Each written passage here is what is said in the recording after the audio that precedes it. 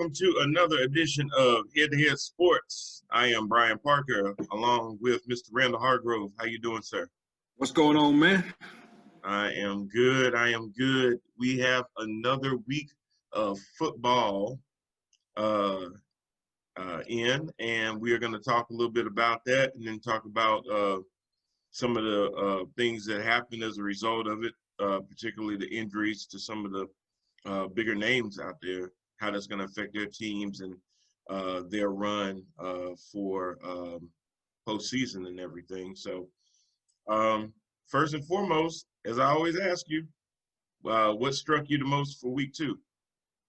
What struck me the most week 2, all of these injuries, crazy injuries, man. Look around the league, you got 7 ACLs. 7 ACLs. That number is significantly higher than it is normal. You not to mention just the ACLs, you also got you got a lot of lower leg, lower extremity injuries as well. Christian McCaffrey going out with high ankles. That's another thing that's becoming more common too, those high ankle sprains. You look around the league, you're seeing a lot of those. Now, a lot of people will just chalk that up as, it's just football. It's just football. That's going to happen. That's going to occur on any given Sunday. I disagree with that. I think it has a lot to do with the lack of having a preseason, a lack of having true football practices like they used to. I was just watching HBO's, not HBO, but Showtime's football special, Inside the NFL. You had Ray Lewis up there talking about how important it is to get in football shape. It's different, B. It's different. We could run on treadmills all day long to get in shape. I mean, get on the treadmill, you go straight, blah, blah, blah, you running straight. It's a good thing. You burning calories, you burning fat, you getting your cardio up. That's one thing. But when it comes to football shape, the parameter raises, the bar goes up, man. Yeah. You talking about stopping, cutting, going, accelerating, getting knocked on your ass, having to jump back up, spring to the huddle, do all those things again. Those are where you start to see the injuries, because the body has not been conditioned to do that. And that's why these injuries are up. What's your spill on that? Well, I totally agree. As soon as I started seeing all of those injuries, that was one of the first things I thought is, oh my gosh, here's a conditioning issue, because you're right, there's different kinds of shape. It was like when Zeke last year spent that time in Cabo and he was in shape and training and stuff, but that was totally different than returning to the field, absorbing a hit and having your body react to absorbing hits. Now, another thing that I've heard, and I've heard this for years, and there may really be something to it. Now, I know they're talking about it, is some of these fields, these turfs, that some of these guys that these players are playing on. And when you go to plant your foot in some of these turfs, the way that it gives and things like that has an ability to sit there and twist you up too. What was it? The Levi Field a couple of years ago, where they had to tear the whole thing up because they had so much turf issues. Was it Levi? San Francisco? That was a few years ago. I think it was New York, maybe. I can't remember. Yeah, they had to tear somebody's field totally up because the Ravens refused to even take part. And the NFL, listen, they didn't make them boys go out there because they did understand that the turf was in such bad condition that it may cause injuries. I mean, you had like divots actually sticking up straight out the ground. So, right. That's extremely dangerous. So I'm hearing a lot of stuff about that too. But no, I think it's a lot more about the whole football shape versus being in shape and condition. Now, I don't question these guys' commitment to getting into the gym and doing their running and their all that kind of conditioning and stuff. But they used to have 2-a-days and they'd go hard in these practices, and they go later and later into their training camps with putting pads on and all these other kind of things. So it can catch up to you. No contact, none of that, man. let me ask you this. I'm gonna walk you along the situation and see if you'll follow me. Brian Parker wants to get in shape. Brian Parker wants to drop 20 pounds. So Brian Parker gets out on the track, and you running around the track, just running straight, right? Yep. How many times you getting out on a track around a field and you're actually stopped going and cutting? You won't see anybody doing that. No. Brian Parker is running straight ahead all the way around the track, same direction, same straight pace. Right. No incline, none of that stuff. No inclines, none of that. So, okay, Brian Parker is now an NFL halfback, running back. Okay. Mm-hmm. So, Randall Hargrove, quarterback. I hike the ball, or I take the hike. I give it to Brian Parker. What's your first thing that you're going to do? First thing I'm going to do is sit there and see which way I need to go, but then I'm going to have to make a move. All right, you're going to make a move which way? Right, left, or straight? Depends on what hole I see. Okay, you see a hole to the right. What you going to do? Now I got to shift all my body weight over and cut to the right. Groins. Okay, you follow me? Yes. Great. Okay, so you shift to the right, make a hard cut to the right. You see a hole, you blasting towards it, and all of a sudden you see the safety come flying up to stop that gap. Mm-hmm. So what you gonna do now? So now either I've got to keep breaking harder to the right to try to beat him to the edge, or I'm going to cut back to the middle and hope that one of my linemen can give me enough of a hole to squirt through. Now or I'm just going to go straight out. Stop it. You planting after running full speed. Planting that right foot into the ground. Planting that foot into the ground. And all my way to the left. Directions and trying to go a different route. You follow me? Mm-hmm. These are where the injuries occur, man. Right. Most of these injuries that happened on Sunday, they were non-contact. Right. Players were not getting hit in these ACLs. Right. Players were not getting hit. Wasn't low blocks, chop blocks, anything like that. Right. Oh, go back. If anybody listening here does not believe me, go back and review the tape. Christian McCaffrey didn't get hit. Didn't get rolled up on. Nope. Saquon Barkley. Oh man. Man, he does that move 1,000 times. Yep. It's a hard plant. But if the body has not gotten conditioned to that through football activities, football contact, not no isolation sprints and workouts like they've been doing because of this COVID situation. Right.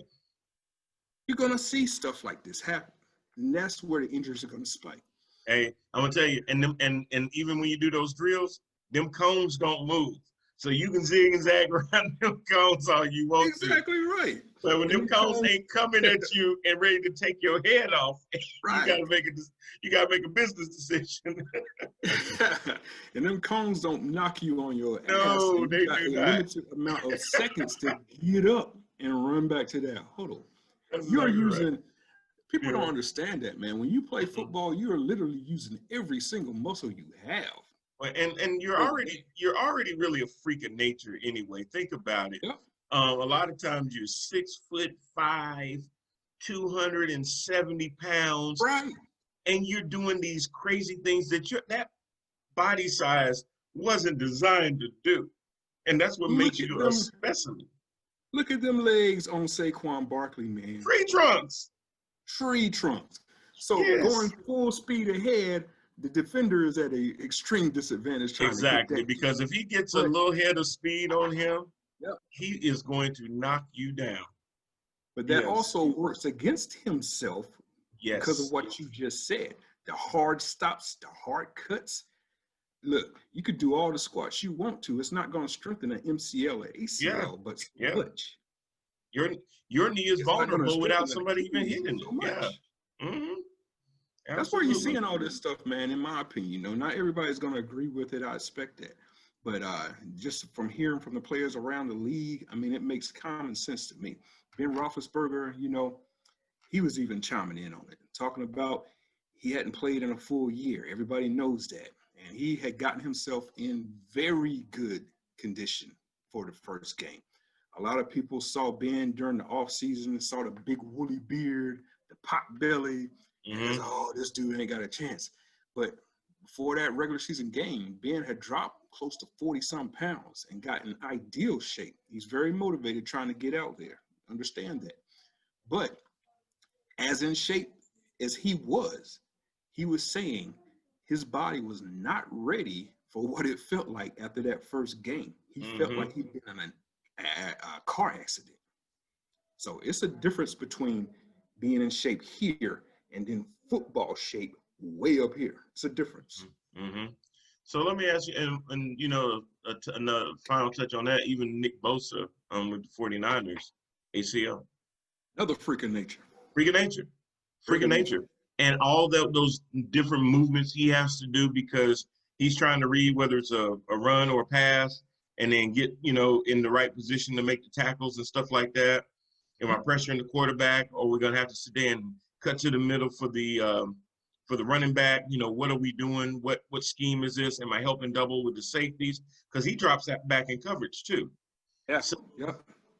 when you're sitting there running forward, but then you got to start cutting back, and then you're at a disadvantage because then if you end up on a receiver, he knows where he's going. Yeah. You're doing a lot of backing. Yeah. Yeah. So you're at a disadvantage. Yeah. That's a strain, man. And that's the thing that you're seeing. Like a lot of these injuries are like lower body injuries, soft tissue injuries. Not talking your broken bones from contact, talking the torn ligaments, the ankles, the Achilles snapping. You're carrying a lot of weight on those knees, and you're asking your knees to do things that a regular person cannot do. Yep. If they do that, they're gonna blow their knee out. Yep. And you know, just looking at the average season where there is a preseason, you see these things happen in the preseason. In the preseason, that's you right. Didn't get a preseason this year, right? So now you're seeing it happen in game 1, game 2. So, and that's a good point because even in the preseason, they kind of get weaned into it. They play a quarter, then they play a half, then they may play play into the third quarter and stuff like that because they understand football shape is about naturally progressing into that football shape. No preseason. Now they got all the snaps. You know, you know, you're not doing that with a squad of 80, 90 guys, and now you're trying to get down to your final 53. You starting the season off at your final 53, and that's technically almost like your preseason. Yep. These guys are being thrown out of a car doing 40 miles an hour in sprints. Not work yourself up to a 20 mile per hour pace. Just throw them out the car, sprint, go. Just seeing the injuries go up because of that, man. So. Well, I'm gonna tell you, the thing that I saw this week brought in a question in my mind, and the question is this: have some of these quarterbacks maybe played 1 year too many? Now, it's only 2 games in, but Drew Brees and Tom Brady, they looking a little lost. They look done, man. They look done. I mean, I'm looking at Russell Wilson. He looks great. I'm looking at Kyler Murray. He looks surprisingly great. I'm looking at Josh Allen. He's looking good. Aaron Rodgers. Oh, y'all pissed him off. He looks great. Yeah, Aaron Rodgers like, you gonna draft some rookie behind me? I'm gonna show you. I got you. A-Rod just lost his mind. Lamar's looking good. Deshaun Watson's looking good. Matthew Stafford, I just don't know. He just is kind of just, you know. After this Stafford, what you gonna do? What you gonna do? Mitch Trubisky, I think that Nick Foles scared the hell out of him too. So. But while we on NFL quarterbacks, I gotta talk about Cam, bro. Yeah, I know. Well, you know what's funny? The first question I asked you last week about Cam, and I kind of knew the answer because knowing how Belichick is, and remember I said he doesn't sit there and do the same thing game in and game out. He looks at your weakness and tries to take your weakness to his advantage. So it wasn't a blueprint meaning that Cam was going to run for 75 yards again, but it did show that they were going to make sure that they put that threat out there. That was more of Bill wanting the rest of the league to know he can run. So, so if you want to sit there and not have anybody spy, and he see a little gap and he need to take off, he gonna burn you for 20 yards up the middle. Yep. And let I your DB completely agree. try to come up there and get him and see how he like being on his bottom. Because Cam don't sit there and slide. Oh Cam man. like to lean in and lay some wood on you. Yeah, he does. He does. He loves it. Yeah. I was extremely surprised by that, man. But you called that on the money last week when we were talking about, well, they're gonna do this, every week because he's gonna be worn out. I was talking about the new toy and playing Yeah. with the new toy Yeah. till the wheels fall off. Man, listen, Belichick comes out this week against the Yes. Texans. And wait, who did they play? Was it the No, Texans? no, they play Seattle. They Yeah, play Seattle. Seahawks. Sorry.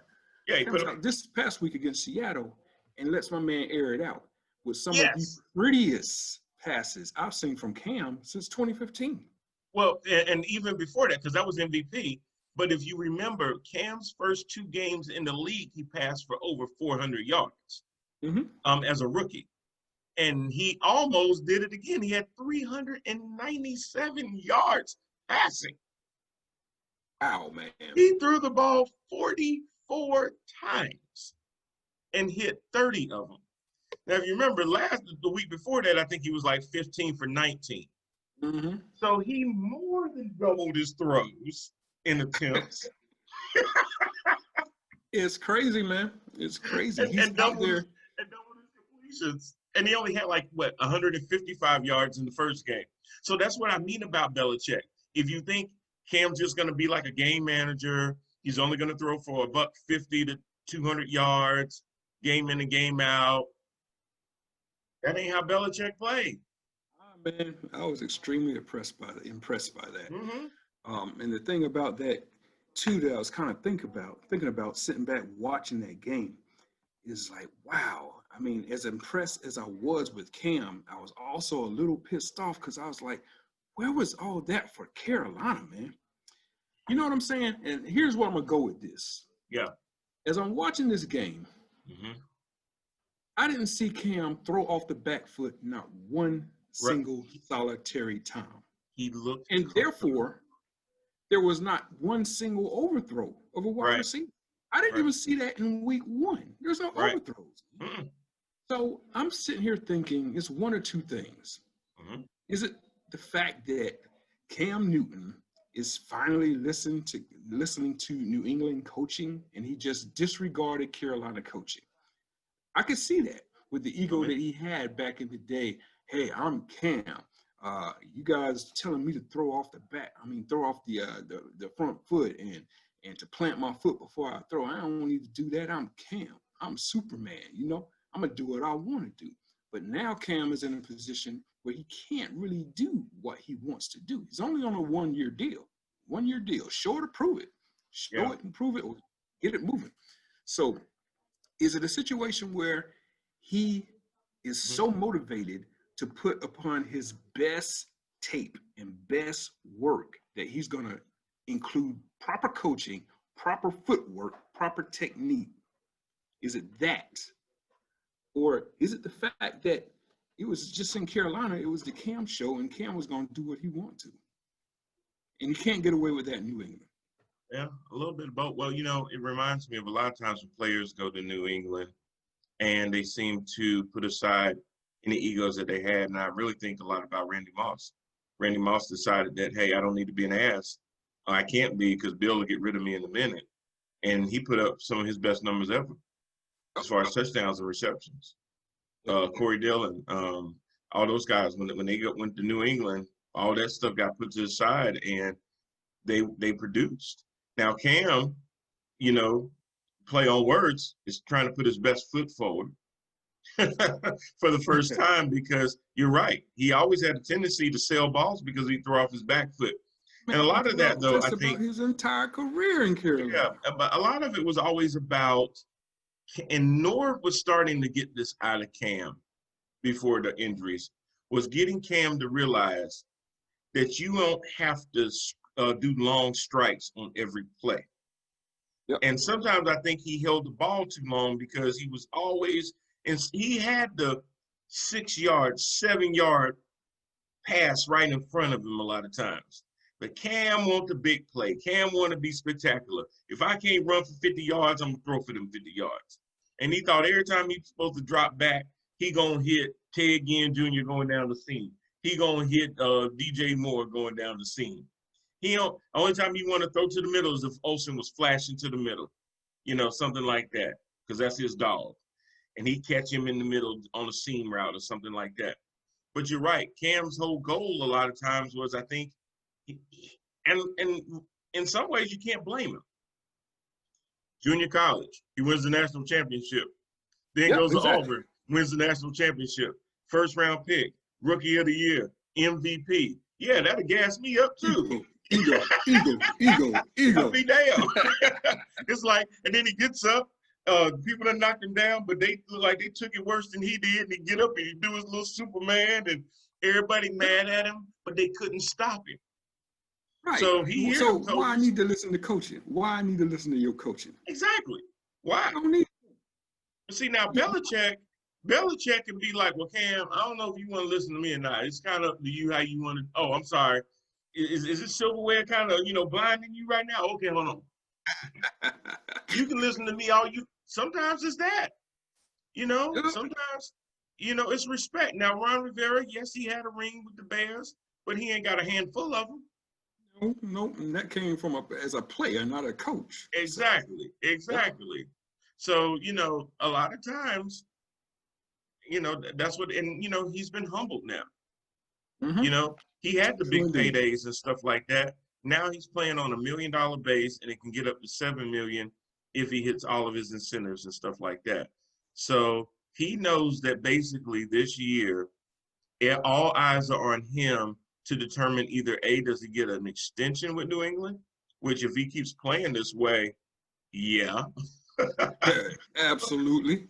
I mean, duh.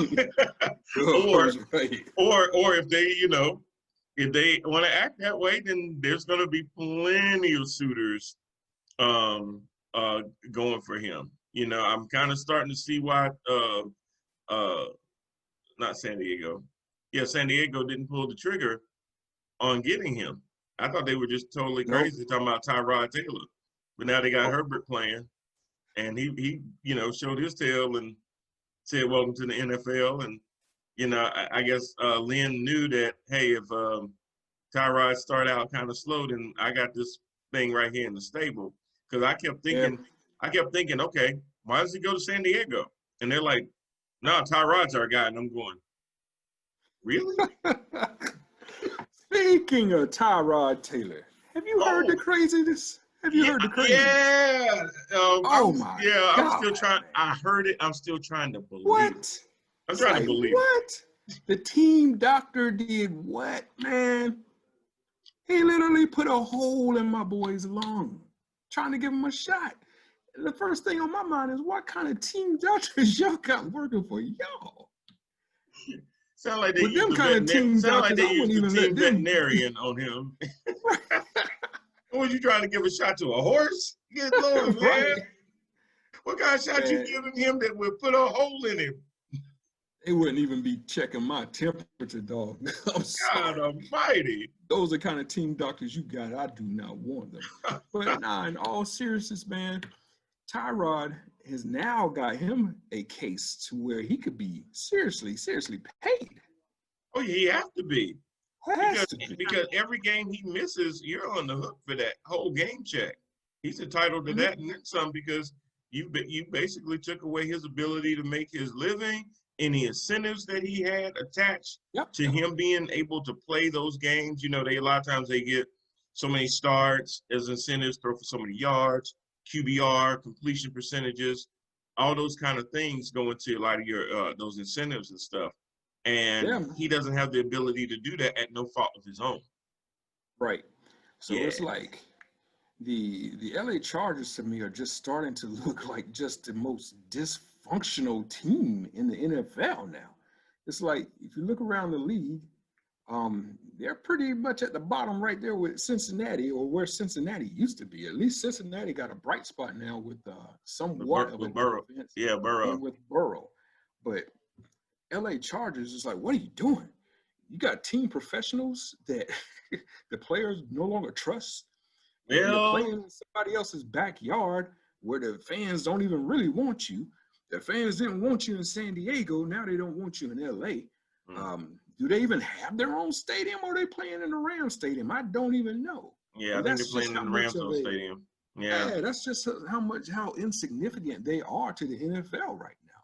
And when stuff like this hits the news markets, I mean, it just makes them look terrible. It's not a good Right. look, It man. just makes it You worse take out the just because of dysfunctionality that you already see. hey, Now anything that happens just insinuates it more. Now, speaking of which, you got another team like that in the NFC East, mm-hmm. and it breaks my heart because it was a team I grew up rooting for because I couldn't be a Cowboy or a Washington football team fan, and that was the Eagles. Oh man, Philadelphia. Where do you even start with Philadelphia? I mean, right now they're You relying guys on. start. You guys start with Carson Wentz and You're Doug right. You got Peterson. to start with Wentz, but definitely not playing his best football right now. What's wrong with him? I don't know if it's him or I don't know if it's the offensive line, but Wentz just ain't the same Wentz that we're accustomed to seeing. I don't know if it's a lack of wide receivers, but I mean, he lacked wide receivers, if you want to be honest, for the past few years. He had some names, high-profile names to be with him, the Deshaun Jacksons and whatnot, but those Aguilar, are yeah. Aguilar, your regulars. But he's been in that situation before and passed for like 3,800 yards. Had a very good season last year, same situation, but this year, Wentz is just not looking like the same Wentz. And I don't know, again, if it's due to him or the offensive line, but when you go out there and you laying up stinkers like he's been laying up, man, it's like, what's going on here? I'm gonna be honest with you, and there was this talk about when he got hurt that time and Nick Foles took over and took him to the Super Bowl, the team really rallied around Nick. Yeah. There were some issues where they didn't really believe in Carson as much. And it's almost like they got rid of Foles just so that they could signal that he is the leader. But the thing is that you can't just put the tag leader on somebody. Exactly right. Exactly right, my friend. You can't say, well, we're going to get rid of Nick Foles, so he has to be the obvious leader. That still doesn't obviously make you the leader. That does not make you the leader. And how'd that play out there's a for disconnect. Julius Peppers? Remember Julius Peppers back in the day? Mm-hmm. Who was it that retired and went their way? And the owner of the team, Jerry Richardson, came down to the locker room and said, "Julius, you are now the leader of our football team." Oh. And Julius did one of these numbers.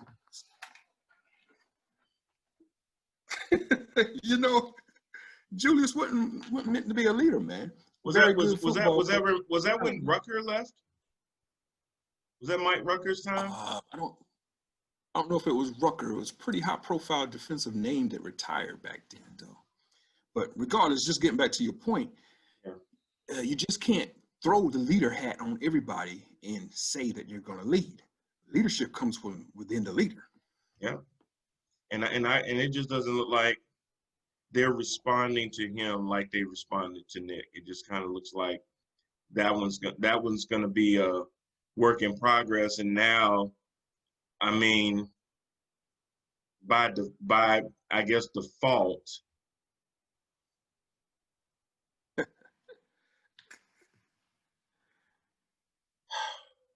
Cowboys are going to win the NFC East. I had them picked. Yeah, I was just hoping that the Eagles might steal a game, kind of do like last year, trip them up at the right minute, and then they burn like they always do. But something might be working right against them this year because after seeing the worst choke job in the history.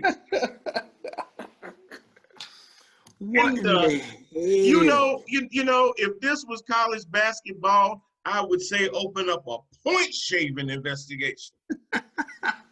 You had 6 people look at a ball and go, No, you want to touch it? I don't want to touch it. All right, you want to get that Yeah, man? yeah. Let it roll just a little bit more, even though Look how as pretty soon as it he is. kick it, we can fall on it, but they have to wait 10 yards. So we got a 10-yard advantage on them. They can't get a head start anymore. So they literally have to wait till the kicker kicks it. So it's impossible to recover an onside kick, right? But Dallas made it possible.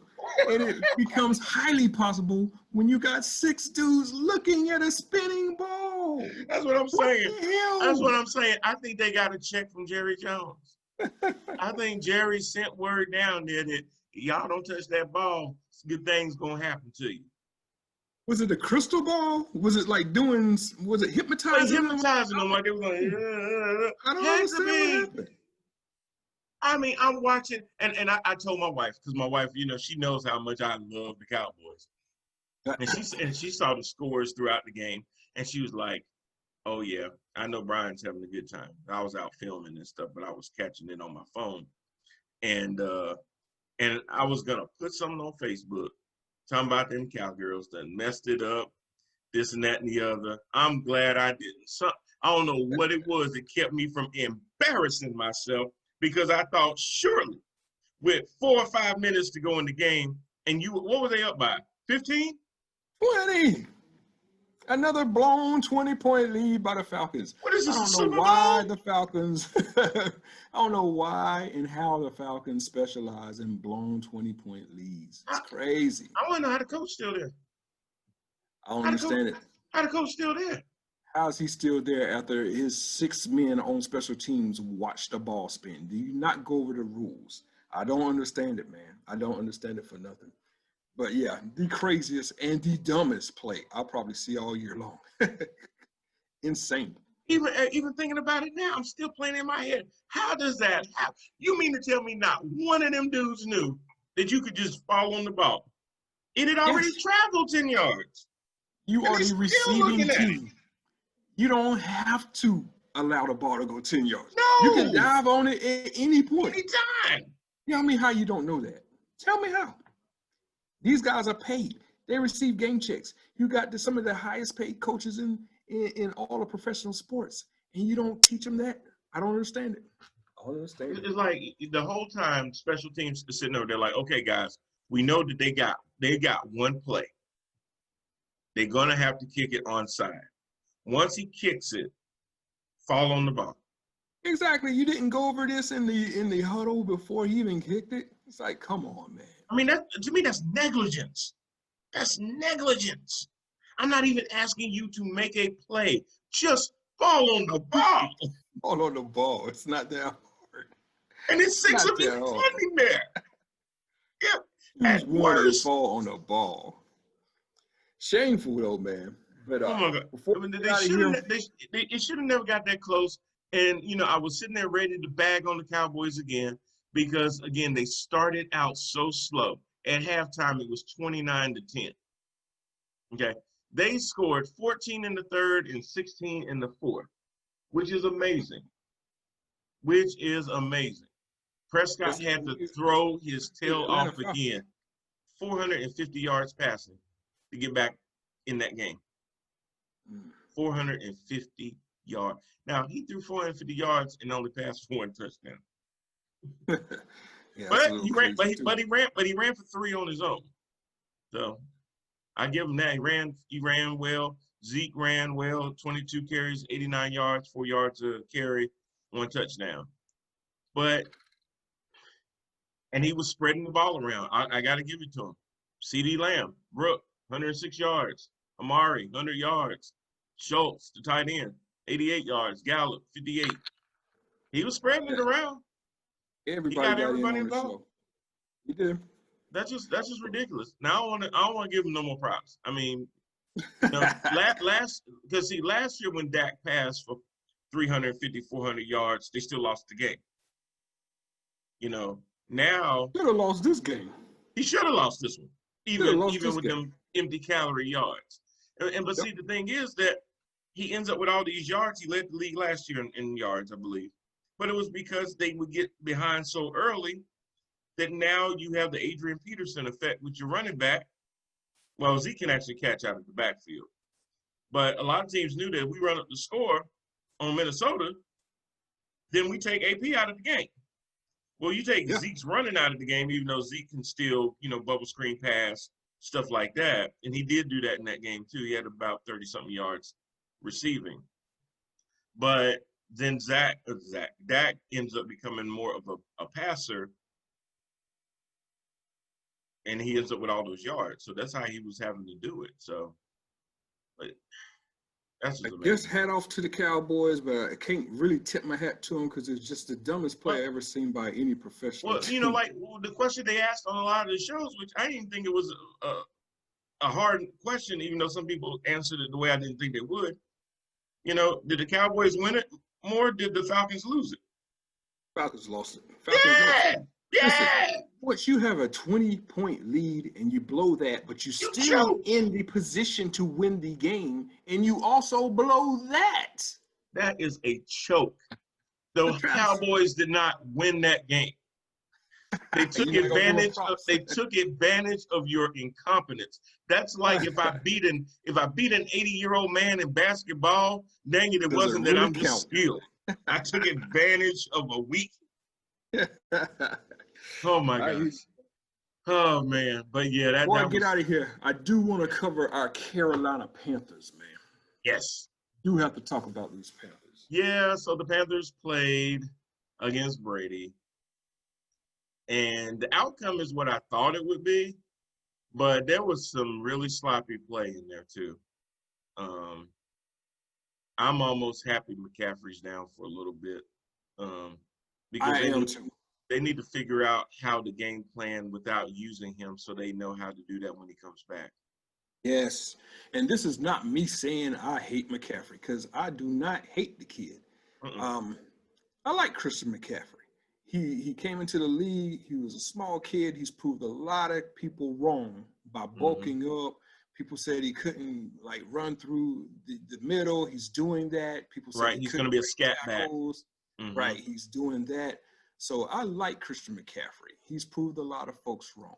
But what I don't like about the McCaffrey situation is Carolina's 100% refusal to use other weapons that they have because of Christian McCaffrey being out there. It is ridiculous to me that this kid has been in over 90% of the offensive plays ever since he's touched the field as a rookie, Brian. 90%. He leads the league in offensive minutes. It is crazy. 90% as a rookie, 90% last year, and again, so far this season, he was in 90% of the offensive plays.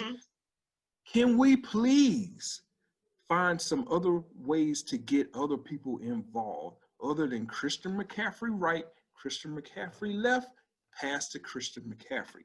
Now that he's off the field, Carolina is going to be forced to find some other ways. Now you will see Curtis Samuel do some of his reverses out of the backfield that were really good. Yeah.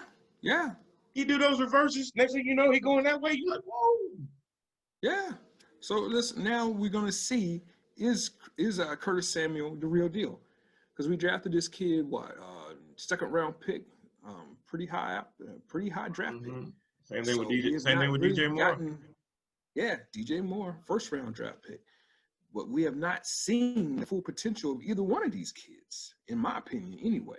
Well, I think a lot of it is like, and I'm not comparing him to Jordan, but it's that Jordan situation where when Michael's on the team, everybody just stands around and see what Mike gonna do. Yeah. Remember that? Like, okay, y'all not gonna set up, y'all not gonna get in position, y'all just gonna see what I do with my tongue hanging out. Yep. They was almost like spectators on the court, like. It's just ridiculous the way they use this kid, man. But they did the same thing. They did the same thing to Cam. Yep. He gave his body, beaten, bloodied, and bruised, and that's what I'm worried about with McCaffrey. I'm worried about that too. Is this kid's best year is going to be just wasted in Carolina, without him ever having any kind of real opportunity for playoffs? Hopefully not. but I definitely don't want them. Speaking of playing with toys until the wheels fall off, he falls under that category. The coaching staff just went crazy with this kid, man. It's like, we got him. Let's put him in this element of the game. Let's put him in that element of the game. Let's pass to him. Did you know he was the emergency quarterback? I didn't even know that. Yeah. Christian McCaffrey is the emergency quarterback. So not only is he running the ball and catching the ball, if both of the quarterbacks go down, then he's going to be the quarterback. Yeah. It's crazy, man. Can we get some other people involved, please? And that is the only good thing about this Christian McCaffrey injury. And I don't mean to say that any injury is a good thing, because I do wish him well. But I think it will help Carolina in the long run, or at least over these next couple of weeks, to see who they truly have without leaning on McCaffrey as a crutch all of the freaking time, 90%. That's ridiculous. Same thing with the Giants. Yep. I was thinking the exact same thing. Same thing with the Giants.